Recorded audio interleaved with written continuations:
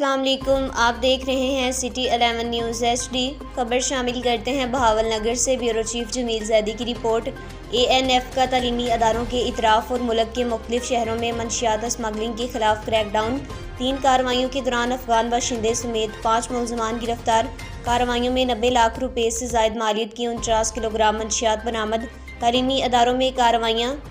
Balili road, Quetta پر واقع university کے قریب 2 ملزمان کے قبضے سے 4 کلو گرام چرس برآمد۔ گرفتار ملزمان کا تعلیمی اداروں کے طلباء کو منشیات فروخت کرنے کا اعتراف۔ دیگر کارروائیاں: Kuchlak bypass road, Quetta پر ٹرک سے 43 کلو گرام افیون برآمد۔ افغان باشندہ گرفتار۔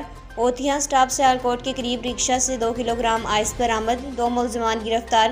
گرفتار ملزمان کے خلاف انسداد منشیات ایکٹ کے تحت مقدمات درج کرکے تحقیقات کا آغاز کر دیا گیا ہے۔ ترجمان AN